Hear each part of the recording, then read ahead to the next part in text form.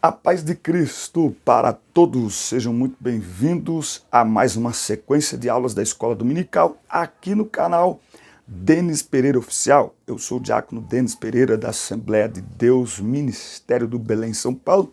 Há 20 anos atuo na Escola Dominical, há mais de 20 anos, e há mais de 6 anos estamos aqui no YouTube todas as semanas distribuindo aos irmãos uma videoaula para ajudar os irmãos na preparação de suas aulas para as classes de adolescentes, juvenis, jovens e adultos. Por isso é muito importante você dar uma olhada aqui na descrição deste vídeo, porque tem todas as minhas redes sociais para você conhecer melhor o nosso ministério. Estamos à disposição dos irmãos para atendê-los em congressos, em eventos, em festividades, em cultos, em palestras para jovens, para adolescentes. Estamos a serviço do Reino de Deus. Meu número de WhatsApp está aqui na descrição. Fale com a gente, prazer atender os irmãos. Aqui na descrição dos vídeos também tem 2 links. Um, você entra em grupos de WhatsApp com professores da Escola Dominical do Brasil e do exterior, onde semanalmente nós vamos conversando sobre os assuntos da semana. O outro link que tem aqui é para você baixar material em PDF para abrir no teu celular, enviar aos teus alunos. Nós estamos aqui a serviço do Reino de Deus. Deixa eu te pedir uma gentileza, estamos chegando a 20 mil inscritos e eu glorifico a Deus, porque esse trabalho tem sido abençoado e abençoador também, de acordo com o comentário dos irmãos. Então é muito importante que você entenda como que o YouTube funciona.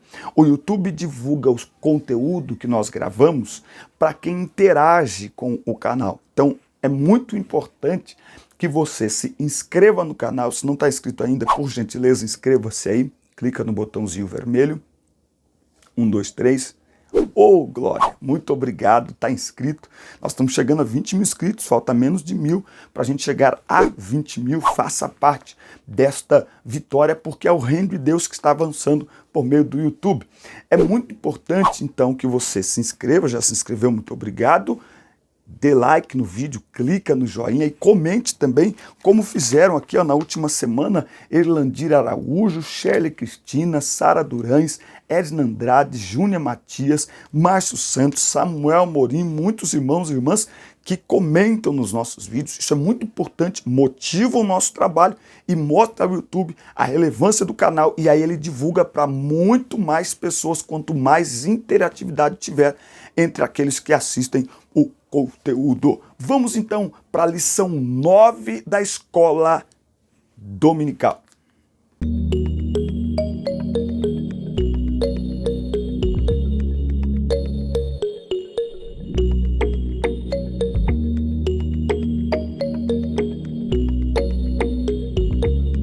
Chegando com a lição 9, classe de jovens. Classe de jovens, a oração do fariseu e do publicano. O texto do dia está em Lucas 18 e 14. Qualquer que a si mesmo se exalta, será humilhado. E qualquer que a si mesmo se humilha, será exaltado. Na parábola do fariseu e do publicano, Jesus nos ensina preciosas lições através das orações destes personagens. Justificação, misericórdia divina, coração sincero e o valor da humildade são alguns dos temas abordados nesta oração, que é tão emblemática, não é, para todos nós, onde nós podemos aí compreender como devemos orar, como devemos nos aproximar de Deus, né? Então é importante que oremos, mas como nós devemos orar? É interessante aprendermos sobre isso. As parábolas eram amplamente utilizadas por Jesus para ensinar as verdades acerca do reino de Deus. Vamos estudar a do fariseu e do publicano. Trata-se de 2 homens que foram ao templo orar. Cada um revelou uma postura completamente distinta da do outro. Um saiu ainda imerso em pecado, o outro voltou justificado para a sua casa. Nós precisamos entender que a Bíblia não diz que Deus procura adorador. Diz que Deus, ou melhor, que Deus procura adoração, procura adorador. Isso fala da intenção, da motivação do coração. Deus não se impressiona com o templo lotado. Isso significa que a gente tem que menosprezar os grandes templos, né, os grandes auditórios? Claro que não. Mas Deus não se impressiona com isso. O que deixa Deus alegre é a real intenção e motivação do coração. Por isso que Deus procura o adorador. Por isso que lá em 1 Samuel, quando Deus diz ao profeta, Deus não vê como vê o homem. O homem olha para o que está aparente, Deus olha para o coração. Significa dizer que Deus não apenas está interessado no nosso momento de adoração, mas por que estamos adorando? Para que estamos adorando? Qual é a intenção do nosso culto, da nossa adoração? Neste caso, qual é a intenção da nossa oração? Alguém pode orar muito, um coração cheio de soberba, uma oração cheia de frases bonitas, bem elaboradas, mas cheia de soberba, de orgulho, não é verdade? Agora, o outro pode ter uma oração sem nenhum refinamento, mas uma oração realmente cheia de humildade, cheia de quebrantamento. Tópico 1, a oração do fariseu, a aparência de santidade.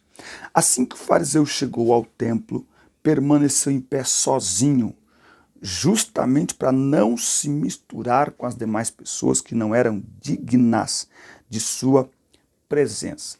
O judeu, por natureza, ele já se considerava superior a todos os outros povos. O fariseu, então, é por isso que na parábola do bom samaritano, quando Jesus diz, amarás ao teu próximo, não é?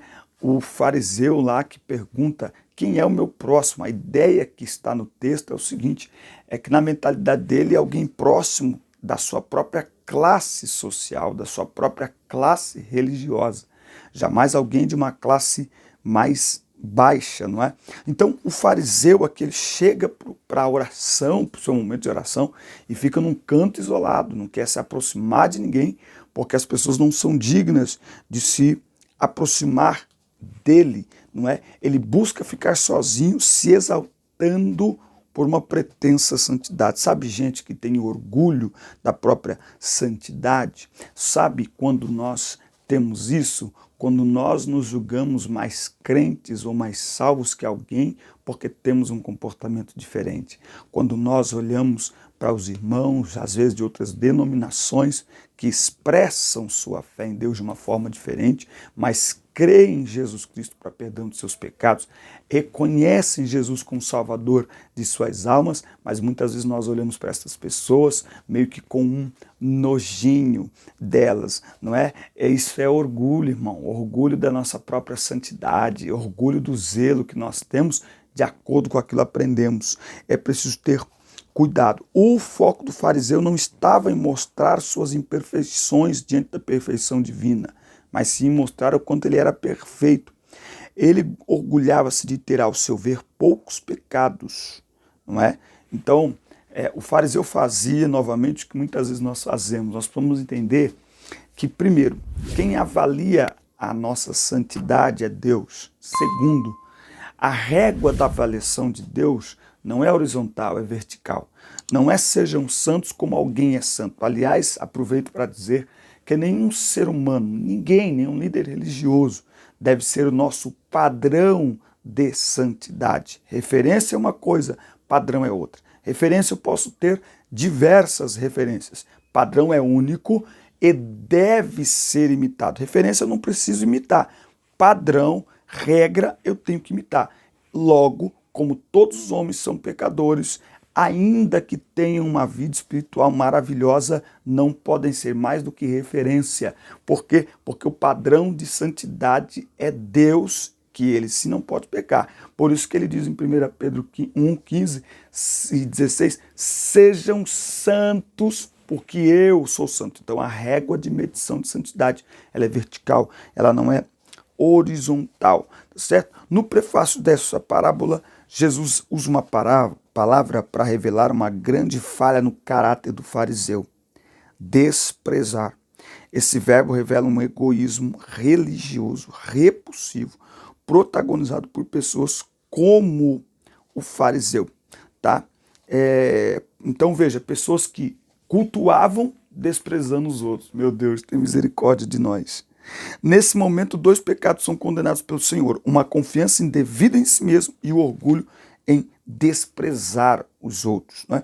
Então, uma das coisas que eu amo muito na Bíblia é que a Bíblia deixa claro a humildade de pessoas que deveriam, aos olhos de algumas pessoas, esconder suas falhas, suas quedas, né? Então a Bíblia mostra a queda de Davi e o seu arrependimento.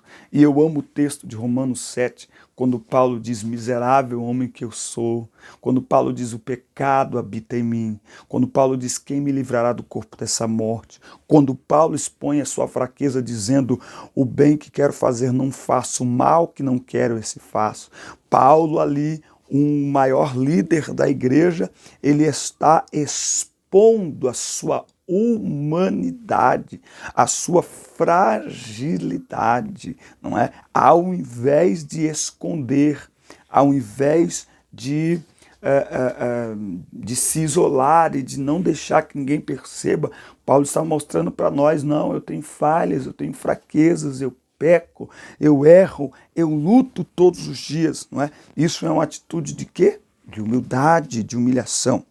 Ao passo que o publicano buscava a misericórdia de Deus e assumia sua condição de pecador, o fariseu cometia uma falta de considerável gravidade: a glorificação do seu próprio eu. Ele dizia: não sou como os demais, não roubo, não sou injusto, não adultero, não é? A Bíblia diz que a nossa justiça é como trapos de imundície. Sabe aquelas pessoas que às vezes a gente olha e diz assim: meu Deus, essa pessoa só falta ser crente, como é bonzinho. Ei, não há nada que o homem faça, o homem é pecador por natureza, pode ser educado, refinado, elegante, se afastar de práticas imorais, mas nada disso. Salvação é graça. Então é preciso tomar muito cuidado quando nós nos inflamos de autoconfiança, desrespeitamos nosso próprio Deus e desprezamos o seu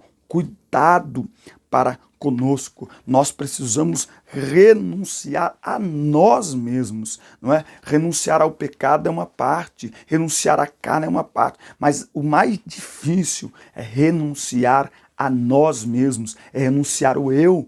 Muitas vezes nós dizemos que, olha, os três maiores inimigos do homem: o diabo, a carne e o mundo. Eu diria que na realidade são os 4 maiores inimigos do homem, sendo que um deve ocupar em primeiríssimo lugar.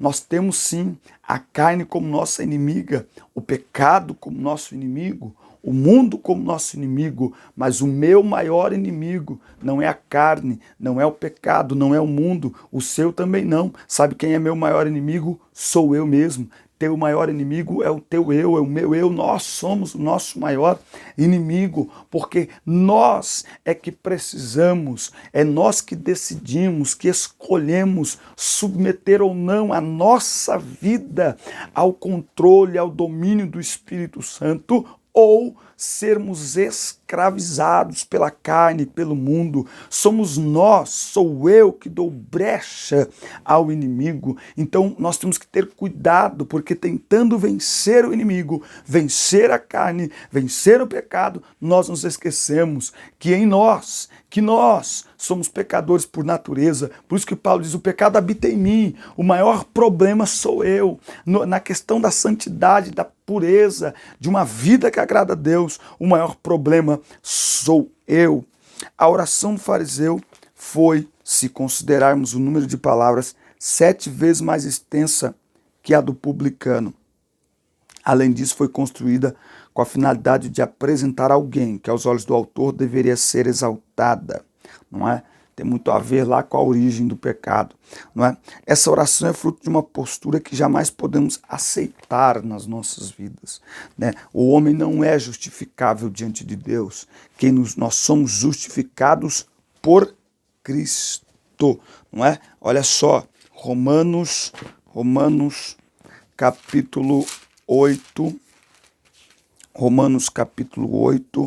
e versículo, nós temos aqui, versículo 33. Quem intentará ou quem acusará alguma coisa dos escolhidos de Deus? É Deus quem o justifica. Como é que Deus nos justifica? Por meio de Cristo. Então ele é digno de ser adorado, ele é digno de ser glorificado. Então o mestre finaliza essa parábola enfatizando uma grande verdade.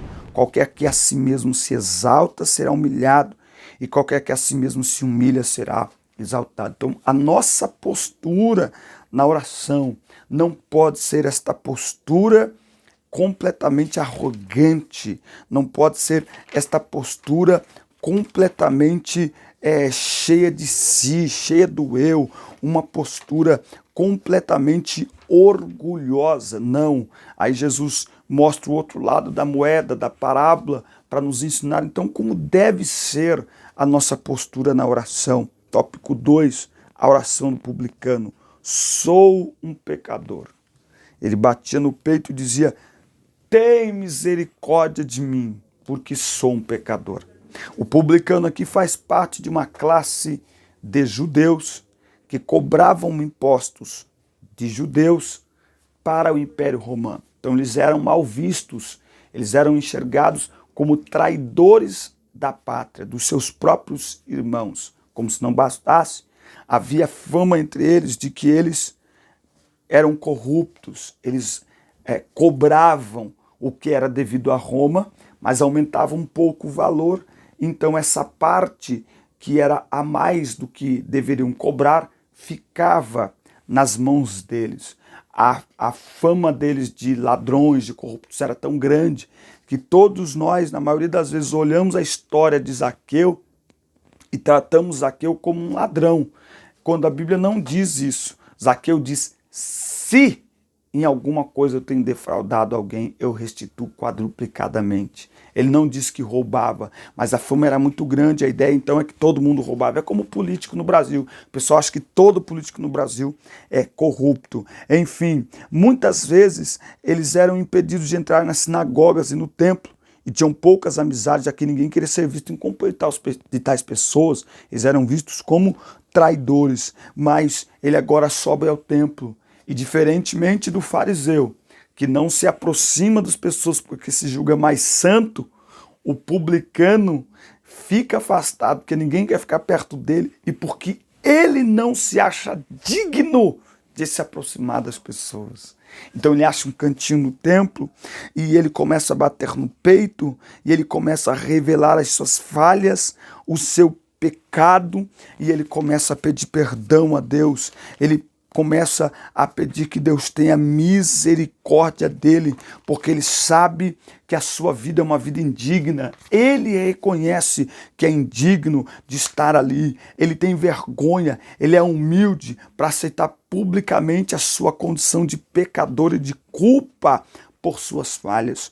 O pobre homem nem conseguia erguer a cabeça e ele pronunciava: ó Deus, tem misericórdia de mim. Eu gosto do texto de Lucas, capítulo 5 e 8, quando Jesus se aproxima de Pedro. Olha que coisa linda. Quando Jesus se aproxima de Pedro, Lucas 5 e 8, a Bíblia diz que Pedro cai de joelhos e diz: afasta de mim, Senhor, porque eu sou um homem pecador. A primeira coisa que deve acontecer na vida do homem quando se aproxima de Jesus é reconhecer que é um pecador. Por isso que a pregação do Evangelho deve ser uma pregação que leve as pessoas à conversão, ok? O apelo é um apelo para que a pessoa se converta ao Evangelho. Significa reconhecer uma vida de pecado e que precisa do perdão de Deus através de Jesus Cristo. O publicano, ao ouvir falar das verdades divinas, sentiu o coração arder. A sua consciência acusava os seus pecados e o levava a um incômodo crescente. É por isso, irmãos, que o Evangelho precisa ser pregado, porque a pregação do Evangelho, a palavra é luz. Então, quando a palavra é exposta, onde há trevas, o que está escondido, o que está oculto, Então e as trevas vão incomodar, vão, mas é uma oportunidade para as pessoas olhar e falar, peraí, eu preciso me arrepender. Pregação pura do Evangelho, genuína do Evangelho. Se temos poucas conversões é porque talvez estamos pregando tudo, menos o Evangelho. Meu Deus. Quando o homem se percebe pecador, tem início o processo que o deixa pronto para finalmente ser salvo. Por isso que a pregação do Evangelho ela implica em mostrar à pessoa que sem Deus ela está perdida, que sem Deus o homem está condenado, que sem Deus o homem está destinado ao inferno. Essa pregação que deixa as pessoas alegres, leves, em paz consigo mesmas, mas que não confronta o pecado para que as pessoas olhem para si mesmas pela ótica da palavra de Deus e reconheçam, eu preciso mudar de vida. É uma pregação irresponsável, é uma pregação pequena, é uma pregação imatura, que atrai pessoas para a igreja com a motivação errada. As pessoas são atraídas porque a palavra é gostosa, porque o ambiente é legal. E aí nós temos uma geração de crentes carnais. Não podemos reclamar se elas foram atraídas com uma palavra que as incomodou, que não as incomodou, que só as consolou, que só as confortou nos seus problemas diários, mas que não as incomodou no seu pecado. E se o homem continua vivendo uma vida de pecado, não adianta estar na igreja, lotar o templo. A palavra, ela tem que gerar isso aqui. A pregação tem que gerar isso aqui. Desejo de mudança, arrependimento. A mensagem do Evangelho é arrependei-vos. João pregava arrependei-vos. Jesus diz em Lucas 6, eu não vim chamar os justos, mas pecadores ao arrependimento. Aleluia.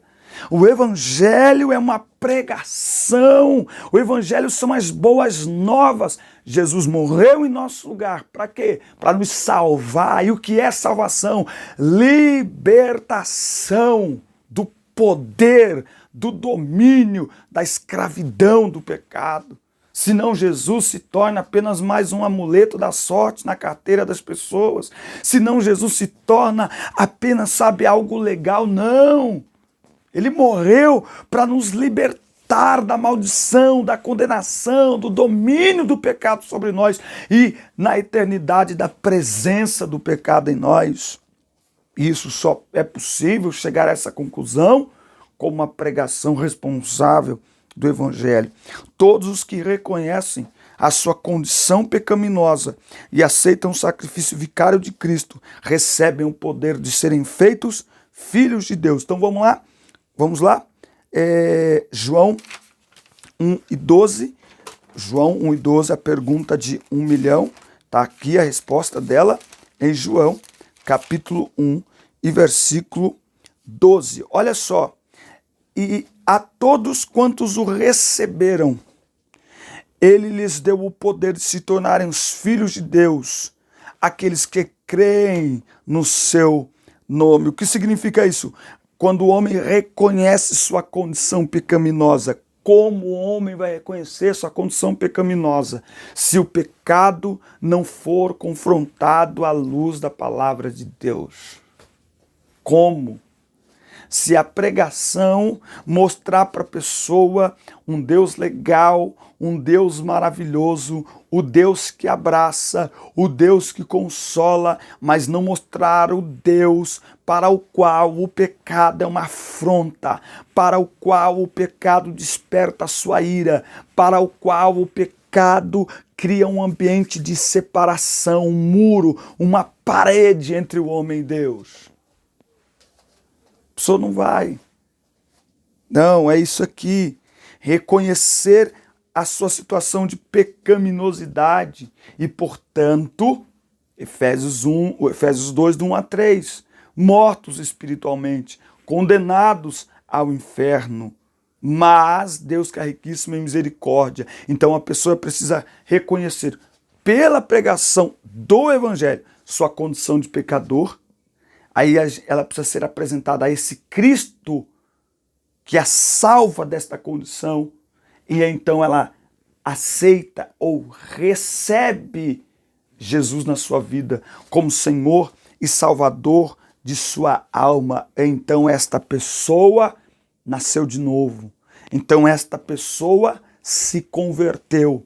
Então esta pessoa vai começar a viver uma nova vida, a absorver um novo comportamento. Aquele desprezado e humilhado publicano, ao fazer sua oração, se derramou diante de Deus. Ele expressou em poucas palavras sua condição de pecador e um desejo de regenerar-se. Quando o homem diz, Deus, eu sou pecador, tem misericórdia de mim, ele está dizendo, Deus, eu não quero esta vida mais. Esses dias eu postei nas minhas redes sociais, para viver algo novo tem que nascer de novo. Tem muita gente cantando, eu quero viver algo novo, mas não quer nascer de novo. Será que o algo novo que Deus tem para a nossa vida é um ano novo, um curso novo, um emprego novo, um namorado novo, enfim, será que é isso, um carro novo? Não, é uma nova vida, é um novo destino, é um novo futuro. Esse é o algo novo que Deus tem para a nossa vida, a vida eterna com Ele. Mas para viver esse algo novo, tem que nascer de novo.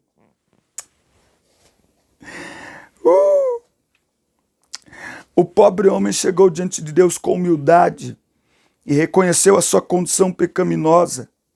Não havia espaço para orgulho nem para sentimentos altivos, apenas para o reconhecimento de sua condição pecaminosa e o profundo desejo de ser libertado e transformado. E assim foi. Segundo Jesus, esse foi justificado. Esse foi justificado. Ele humilhou-se, porém Jesus o valorizou e o exaltou. Ao que se exaltara, restou a reprovação por parte dos que entenderam a mensagem da parábola. É na humildade que nos permitimos desenvolver nossa dependência da ação divina. Não há maior exaltação do ser humano do que gozar de íntima comunhão com Deus. Quer ver só? Tiago 4. Que texto lindo! Tiago 4, versículos de 8 a 10. É lindo demais esse texto. Pega aí uma caneta e marca na sua Bíblia. Olha isso aqui. Chegai-vos a Deus, e Ele se chegará a vós. Limpai vossas mãos, vós pecadores, e purificai vossos corações, vós de duplo ânimo. Estai aflitos e lamentai e chorai. Converta-se o vosso riso em pranto e a vossa alegria em pesar. O pecador que está entregue a uma vida de pecado não tem que se alegrar, ele tem que chorar. Ele tem que se humilhar. E quem leva ele a isso? É a palavra. Eu vou dizer de novo, é irresponsável pregar uma palavra que alegra o pecador, que não o conduz ao arrependimento. Ele está sendo induzido a continuar na mesma vida de pecado, porque afinal de contas ele está sendo alegrado, ele está sendo consolado. Transformai o vosso riso em pranto, lamentai e chorai, humilhai-vos debaixo da potente mão do Senhor, ou diante do Senhor, aos pés do Senhor, e Ele vos exaltará. Esse texto não tem nada a ver com coisas da terra. Esse texto está falando de salvação, de vida eterna. O homem sem Deus está destinado ao inferno. O homem sem Deus está na lama. Olha o que diz Colossenses, capítulo 2. Colossenses, capítulo 1 e versículo 13. E ele nos livrou do poder das trevas e nos transferiu ou nos transportou para o reino do seu Filho amado, em quem temos a redenção pelo seu sangue, o perdão dos pecados. Isso é exaltação de verdade.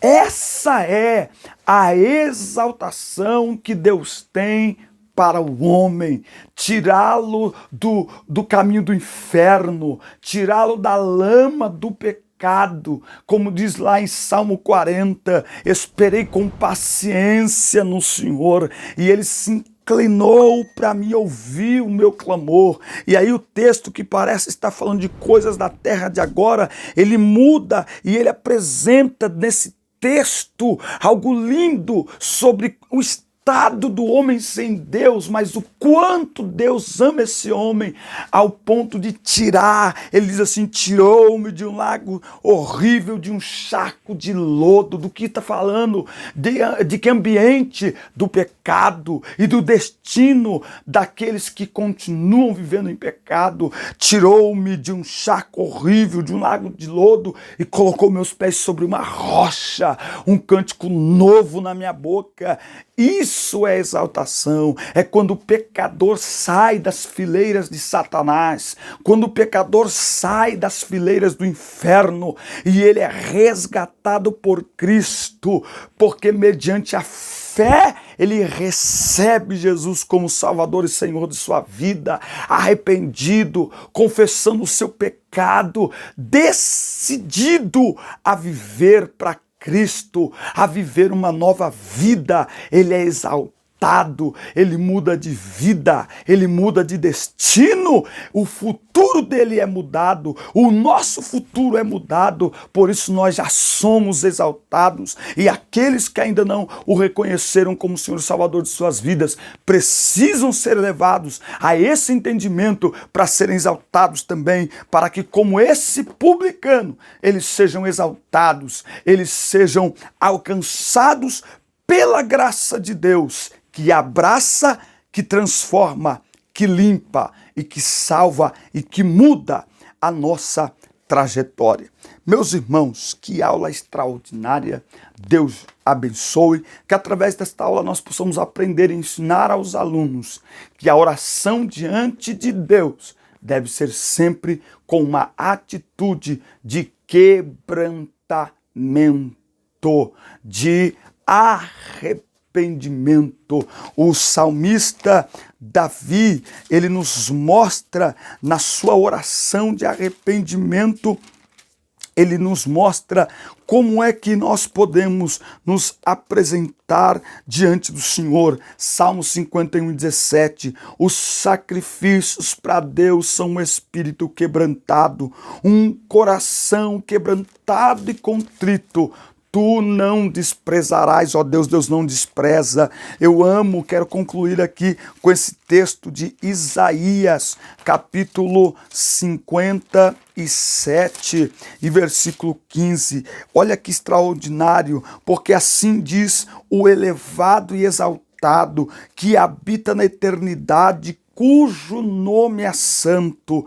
Eu habito no elevado e santo lugar, também com aquele que é de um espírito contrito e humilde, para reanimar o espírito do humilde e para vivificar o coração dos que são contritos. A humildade, o arrependimento é a senha para o coração de Deus, é a chave, aleluia, que abre as portas da presença de Deus. Quer entrar na presença de Deus com liberdade, quer entrar na presença de Deus com intimidade, é através de um coração quebrantado, é através do reconhecimento da nossa pecaminosidade, da nossa pequenez. E se alguma coisa houver em nós, algum afastamento que deve haver em nós do pecado, é tudo pela graça, é a força dele, é o poder dele em nós, se aperfeiçoando em nossas fraquezas. Deus o abençoe. Até a próxima aula. O tema da lição de número 10, Jesus e a oração do Pai Nosso. Mais uma aula extraordinária. Fiquem com Deus. Até a próxima aula.